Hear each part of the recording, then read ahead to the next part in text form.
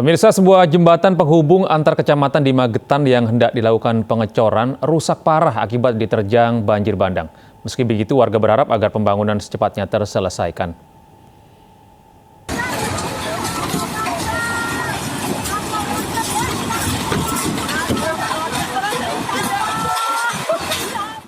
Inilah video amatir detik-detik air banjir bandang menghanyutkan penyangga cor dari jembatan di Desa Bogem, Kecamatan Sukomoro, Magetan, Jawa Timur.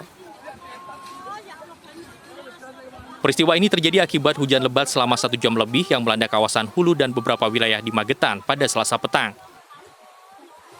Gagal.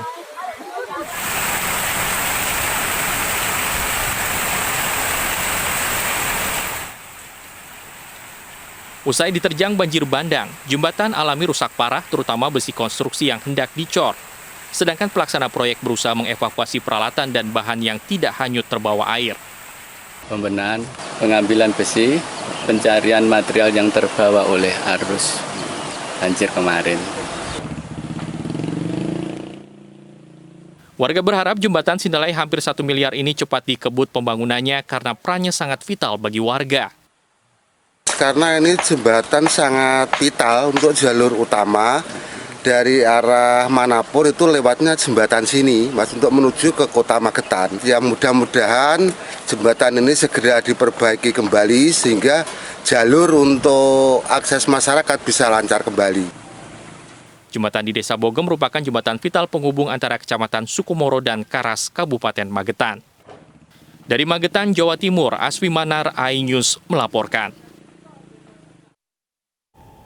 Demo ratusan mahasiswa Jember di depan kantor pemerintah Kabupaten Jember ricuh. Mahasiswa membakar ban dan menarik kawat berduri yang menghalangi mereka.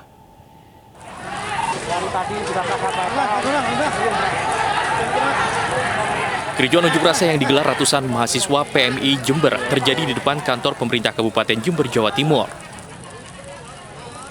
Kericuan terjadi saat mahasiswa membakar ban dan menarik kawat berduri. Mahasiswa memaksa masuk kantor pemerintah kabupaten dengan menembus kawat berduri. Sambil meneriakkan yel-yel, mahasiswa berorasi meminta Bupati Jember menghapus klausa pembentukan pertambangan dalam Perda RT RW. Mendesak pemerintah Kabupaten Jember agar tidak memberikan rekomendasi dalam bentuk apapun terkait perizinan pertambangan. Yang kelima, meminta kepada DPRD Jember untuk menjalankan komitmen menolak pertambangan di Kabupaten Jember. Menyikapi tuntutan mahasiswa, Wakil Bupati Jember mengaku menolak aktivitas pertambangan di Jember. Di hadapan mahasiswa, Wakil Bupati diminta menandatangani tuntutan mahasiswa. Dari Jember, Jawa Timur, Bambang Sugiarto, iNews melaporkan. Pemirsa, 3 pelaku begal di Kabupaten Bekasi ditangkap petugas keamanan. Ketiga pelaku masih di bawah umur ini kemudian diserahkan ke Mapolres Metro Bekasi. Kawan-kawan, tadi di sini di Bundaran. Inilah ketiga pelaku begal yang masih di bawah umur dan tertangkap oleh petugas keamanan saat melakukan pembegalan. Komplotan begal melakukan aksinya di Bundaran Rotari Jababekat, Cikarang Utara, Kabupaten Bekasi, Jawa Barat saat kondisi sedang sepi. Pelaku mengincar korban yang berkendara seorang diri dan ditabrak pelaku dari arah belakang. Aksi pelaku gagal setelah teriakan korban didengar petugas keamanan yang tengah berjaga. Ketiga pelaku pun kabur dan meninggalkan kendaraan yang mereka tumpangi. Setelah dilakukan pengejaran, ketiga pelaku begal yang masih di bawah umur ini pun tertangkap dan langsung diserahkan ke petugas kepolisian Mapolres Metro Bekasi. Itu masih di bawah umur? Ya masih. Tiga-tiganya? Iya. Terus apa aja yang diamankan, Bang? Ya semacam kayak benda senjata tajam. Sama itu dong sih. Celurit itu ya? Iya. Ya, rerumputan jadi ilalah. Larinya ke situ, naik ke atas sedikit dia. Di situ kenanya di situ, jadi nggak bisa kemana-mana. Langsung diangkut ke Polres depan Bekasi. Berapa orang, Pak? Kurang lebih 3 orang katanya. Oh, 3 orang. Begal semalam habis subuhan katanya kurang lebih 3 orang. Itu doang sih. Dalam melancarkan aksinya, pelaku menggunakan senjata tajam. Dari Kabupaten Bekasi, Jawa Barat, Dede Junedi, iNews melaporkan.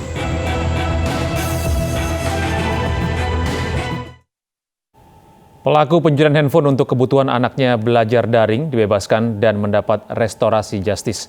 Ayah 4 anak ini sempat mendekam di rumah tahanan kelas 2B Garut selama hampir 2 bulan.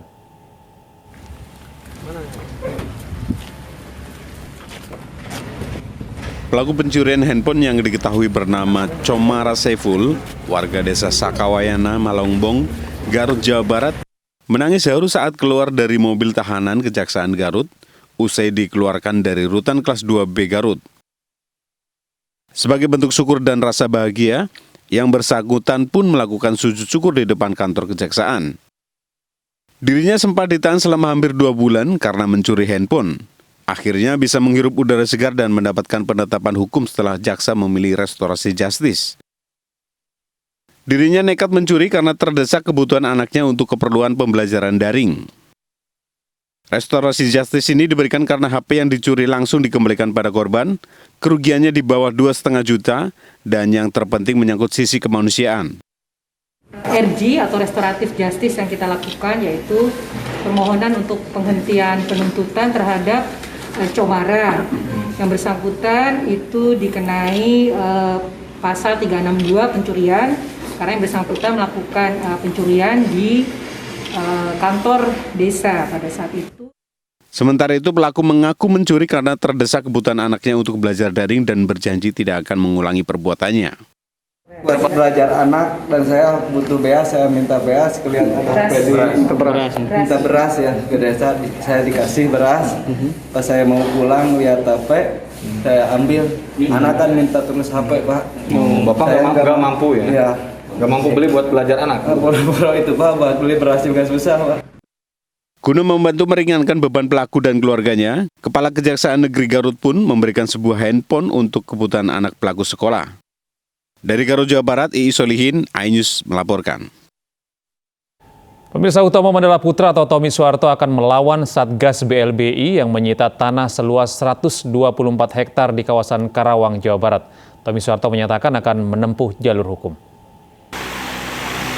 Setelah cukup lama tidak muncul di hadapan publik, Tommy Soeharto akhirnya mendatangi kawasan industri miliknya, yakni kawasan industri PT Mandala Pratama Permai di wilayah Cikampek, Kabupaten Karawang, Jawa Barat. Kedatangannya tersebut untuk melihat secara langsung proses penandatanganan MOU perusahaan miliknya dengan mitra. Saat ditanya kasusnya terkait dana bantuan likuiditas Bank Indonesia atau BLBI, Tommy Soeharto hanya menjawab singkat, yakni berencana akan menempuh jalur hukum. Sudah ya?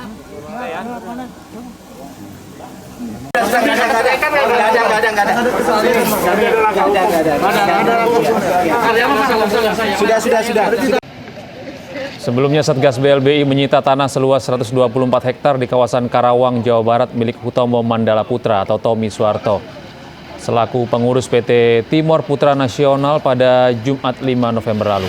Penyitaan aset dilakukan karena perusahaan anak bungsu Presiden kedua Republik Indonesia itu belum melunasi utang kepada negara sebesar 2,3 triliun rupiah. Ditambah biaya administrasi pengurusan piutang negara sebesar 10% dengan total mencapai 2,6 triliun rupiah. Menko Polhukam Mahfud MD memastikan tidak ada lagi negosiasi dalam penagihan utang obligator atau mereka yang memiliki kewajiban untuk membayar utang BLBI.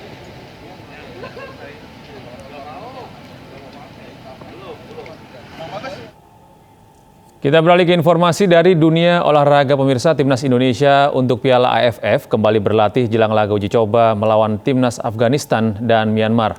Laga uji coba digelar untuk memperkuat performa skuad Garuda sebelum bertanding di Piala AFF 2020 yang digelar di Singapura.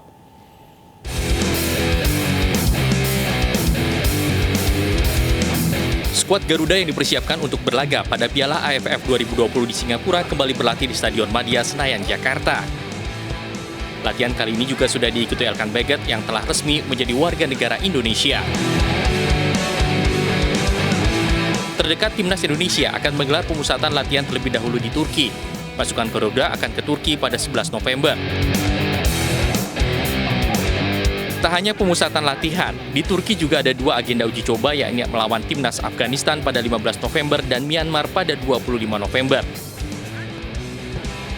Ketua Umum PSSI Muhammad Iriawan yang meninjau langsung latihan Timnas berharap skuad Garuda dapat memberikan hasil terbaik pada Piala AFF 2020. Mereka sudah siap, ada 22 di sini, sisanya 3 yang akan langsung ke Turki. Egy, Witan, sama Rizky Utomo. Termasuk Elkan Bagot sudah bergabung dan KTP-nya sudah dibuatkan ya. Alhamdulillah mereka akhirnya bergabung dalam timnas kita. Kita harapkan nanti begitu mereka selesai melakukan tes di Turki akan berangkat ke Singapura untuk melakukan pertandingan Piala AFF. Kita berharap mereka akan memberikan terbaik. Pada Piala AFF 2020 nanti timnas Indonesia akan tergabung di grup B bersama dengan Laos, Kamboja, Malaysia, dan Vietnam. Dari Jakarta, Hito Erlangga, Tri Julianti, Freddy Siburian, iNews melaporkan. Kita beralih ke informasi lain pemirsa, kulit bayi 30% lebih tipis dibandingkan kulit orang dewasa. Oleh karena itu, kulit bayi rentan kehilangan kelembapan. Perawatan ekstra lembut dibutuhkan untuk menutrisi, melembabkan, dan melindungi kulit bayi.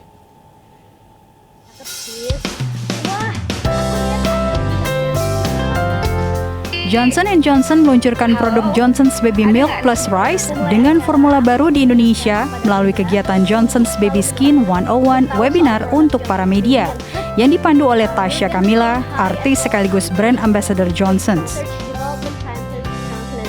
Peluncuran produk Johnson's Baby Milk Plus Rice ini menjadi salah satu bentuk komitmen Johnson's Baby untuk memberikan perlindungan terbaik bagi bayi. Nah, selama lebih dari 125 tahun, Johnson's Baby terus berusaha memberikan produk terbaik bagi perawatan buah hati bunda dengan berbagai produk dengan standar kualitas yang tertinggi, dirancang dan diformulasikan untuk bunda dan bayi bunda sebagai pertimbangan utama kami. Tepuk-tepuk saja pada kulit. Sementara itu, dokter kulit Dr. Arini Astasari Widodo, SPKK, menekankan pentingnya merawat kulit bayi, mulai dari menjaga kelembapan kulit hingga penggunaan produk hypoallergenic yang dapat melindungi dari resiko alergi dan iritasi pada kulit bayi. Jadi pada dasarnya perawatan pada kulit bayi ini sangat penting dan mungkin sederhana, tapi hal-hal kecil ini sangat penting dalam menjaga barrier kulitnya. Untuk menjawab kebutuhan perawatan kulit bayi sejak hari pertama, produk terbaru Johnson's Milk Plus Rice 2-in-1 Hair and Body Baby Bath dan Baby Lotion hadir dengan sejumlah kelebihan. To move on for the subsequent product, which is the Johnson Baby newly upgraded Milk Rice Lotion. It is also a pH balanced formulation which is designed with non-sticky sensory. Dengan pengalaman lebih dari 130 tahun, Johnson's percaya kesehatan yang baik adalah pondasi dari kehidupan yang aktif, komunitas yang berkembang dan maju. Itu sebabnya Johnson's terus berinovasi untuk menjaga kesehatan dari orang-orang di setiap tahapan usia dan kehidupan. Dari Jakarta, tim iNews melaporkan.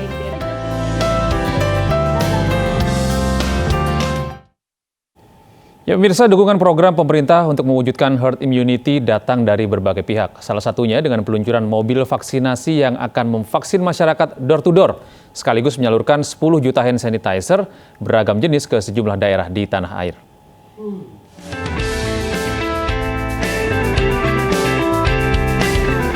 Tepat di Hari Pahlawan 10 November, Enesis Group melalui Antis bekerjasama dengan Kementerian Parekraf dan sejumlah pihak meluncurkan mobil vaksinasi keliling yang ditujukan kepada pelaku parekraf dan masyarakat umum yang belum divaksin di berbagai desa wisata di wilayah Jawa, Bali, dan Nusa Tenggara Barat.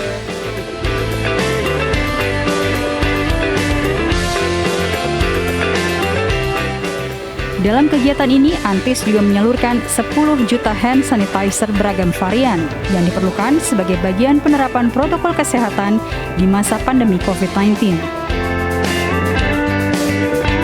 Dan seperti yang kita tahu pandemi sudah turun, cuma kalau kita lihat negara-negara lain kan masih banyak ya kasusnya. Karena itu kita perlu untuk sangat berhati-hati supaya jangan lagi kembali lagi nih pandeminya, ada gelombang selanjutnya. Nah, salah satu dari bentuk kehati-hatian dari kita semua adalah ayo mari kita lakukan vaksinasi dan juga jaga prokes. Salah satunya adalah tentu saja menggunakan hand sanitizer seperti Antis. Menurut Menteri Parekraf, Sandiaga Uno, peluncuran mobil vaksinasi hasil kolaborasi berbagai pihak ini merupakan salah satu strategi mempercepat herd immunity yang selaras dengan arahan Presiden mencapai minimal 70% di akhir tahun 2021. Dan kita ingin mencapai angka 1 juta untuk khusus pelaku Parekraf yang dinaungi dalam Geber Parekraf Peduli ini. Jadi kita membantu gerak vaksinasi terutama di destinasi wisata dan sentra ekonomi kreatif. Lebih dari 652.000 masyarakat telah divaksin melalui Kemenparekraf. Dengan adanya mobil vaksin ini, diharapkan 150.000 masyarakat dapat terlayani dalam 3 bulan ke depan. Dari Jakarta, Angelika, Angga Yosua, Sutrisno, iNews melaporkan.